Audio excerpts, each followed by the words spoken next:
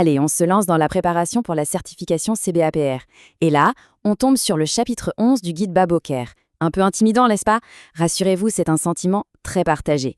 Aujourd'hui, on va décortiquer ensemble ces fameuses perspectives. L'objectif? Aborder l'examen avec beaucoup plus de confiance. Alors, voilà notre programme. On va d'abord poser les bases, histoire de bien comprendre ce que sont les perspectives en général. Ensuite, on va plonger dans les 4 plus importantes, celles qu'on retrouve le plus souvent à l'examen. Et pour finir, on rassemble tout ça dans une synthèse bien pratique. Allez, on y va. Alors, pour commencer, c'est quoi au juste une perspective? L'image des lentilles est vraiment parfaite pour ça.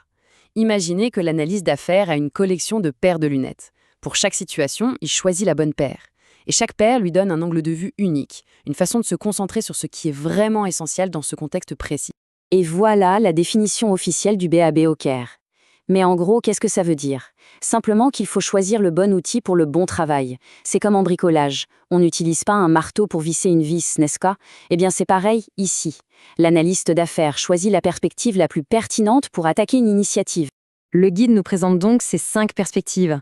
Bien sûr, la gestion des processus d'affaires est super importante, mais pour notre analyse d'aujourd'hui, et surtout pour bien se concentrer sur ce qui tombe le plus souvent à l'examen CBAP, on va zoomer sur les 4 premières. Allez, on plonge directement dans la perspective agile. C'est sans aucun doute celle qui a le plus secoué le monde de l'analyse d'affaires ces dernières années. Et soyons clairs, la maîtriser est juste indispensable. Et ça, c'est vraiment le point le plus important à retenir. L'agilité, ce n'est pas juste une liste de méthodes ou de réunions à faire. C'est bien plus que ça. C'est une culture, un état d'esprit. Un état d'esprit qui met l'accent sur l'adaptation, la collaboration et surtout la livraison continue de valeur aux clients. L'agile, ce n'est pas un bloc monolithique. Il y a plusieurs saveurs, si on veut.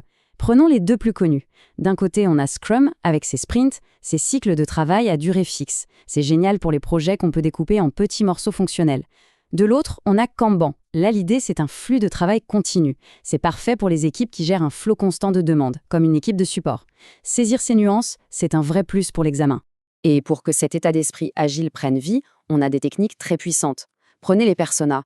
Au lieu de parler d'un vague utilisateur, on va créer Sarah, 35 ans, directrice marketing. Et tout d'un coup, ça aide l'équipe à se connecter à ses vrais besoins. Ou alors les rétrospectives. Ces moments à la fin de chaque cycle sont cruciaux. C'est là que l'équipe apprend et s'améliore constamment. C'est le vrai moteur de l'agilité. Donc on le voit bien, pour réussir en agile, les compétences techniques ne suffisent pas. Les compétences humaines sont tout aussi importantes. Savoir bien communiquer, être flexible face au changement et garder le cap sur la valeur métier. C'est ça qui fait la différence entre une équipe qui fait de l'agile et une équipe qui est agile. C'est une révolution culturelle. Allez, on change de paire de lunettes. On passe à l'intelligence d'affaires, ou la BI, comme on dit souvent. Ici, le centre de l'attention change complètement. On ne parle plus du processus de livraison, mais de la donnée, vue comme un véritable trésor pour l'entreprise. La mission de la BI, en théorie, elle est simple. Mais dans la pratique, c'est une autre histoire.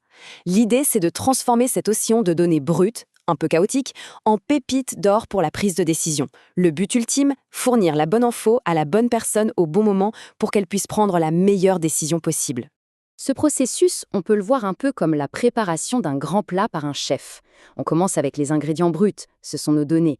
Ensuite, on les nettoie, on les prépare, c'est la phase d'intégration. Puis, on les assemble dans un plat cohérent, c'est notre vue d'entreprise. Et à la fin, on dresse l'assiette de façon appétissante, avec des tableaux de bord, des rapports, c'est l'aide à la décision. Chaque étape est absolument essentielle. Ici, le rôle de l'analyste est très particulier. Un des objectifs majeurs, c'est de créer ce qu'on appelle une source unique de vérité. Qu'est-ce que ça signifie concrètement?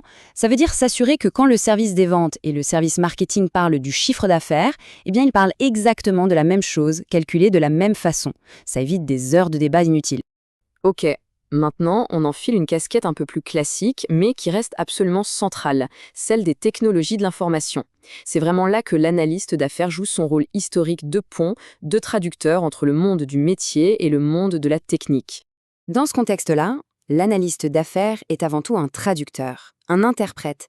Il ou elle doit être capable de prendre les besoins des utilisateurs, qui sont parfois un peu flous, et de les transformer en un langage hyper précis, sans aucune ambiguïté, pour que les équipes de développement sachent exactement quoi faire.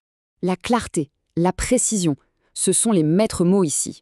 Par exemple, si un utilisateur dit « je veux améliorer le processus de commande », pour un développeur, ça ne veut rien dire. Le travail de l'analyste, c'est de décomposer ça en exigences concrètes. Le système doit permettre au client de suivre sa commande en temps réel, ou le système doit envoyer un email de confirmation quand le colis est expédié. C'est ce niveau de détail qui change tout. Allez, pour notre dernière perspective, on prend de la hauteur. On zoome en arrière, on passe à l'architecture d'affaires. Ici, on ne s'intéresse plus à un seul projet ou à un seul système. Non, on regarde l'entreprise dans sa globalité. L'architecture d'affaires, c'est un peu le plan d'urbanisme de l'entreprise. L'idée, c'est de s'assurer que toutes les pièces du puzzle, les processus, les technologies, les données, les équipes s'emboîtent parfaitement pour soutenir la stratégie globale de l'entreprise. C'est s'assurer que tout le monde rame dans la même direction. Il y a un principe fondamental ici, c'est la séparation des préoccupations. C'est un concept très puissant. Pensez à un architecte qui dessine une maison. Il va se concentrer sur le quoi. Combien de pièces? Où sont les fenêtres? À ce stade, il ne se préoccupe pas du comment, la couleur de la peinture, le type de carrelage. C'est exactement ça. On clarifie d'abord le quoi, la structure, avant de se plonger dans le comment. Du coup, dans cette perspective, le rôle de l'analyste change complètement d'échelle. Il ou elle ne travaille plus au niveau d'un projet, mais au niveau stratégique, aux côtés de la direction. Son rôle, c'est d'aider à concevoir les plans qui vont guider l'évolution de l'entreprise sur plusieurs années. C'est un rôle d'influence et de vision à long terme. Ok, on vient d'explorer 4 univers assez différents. Maintenant, pour que tout ça soit bien clair et bien ancré, on va les mettre côte à côte, les comparer. C'est souvent ce genre de réflexion comparative qui donne le déclic pour comprendre les questions un peu complexes de l'examen. Ce tableau, c'est un peu votre aide-mémoire ultime. Regardez bien les différences. L'agile, c'est adaptatif. Ça accueille le changement à bras ouverts. À l'opposé, l'architecture d'affaires, c'est holistique. Ça cherche à construire un cadre solide et durable. Comprendre ces logiques différentes, c'est la clé pour identifier en quelques secondes le contexte d'une question d'examen.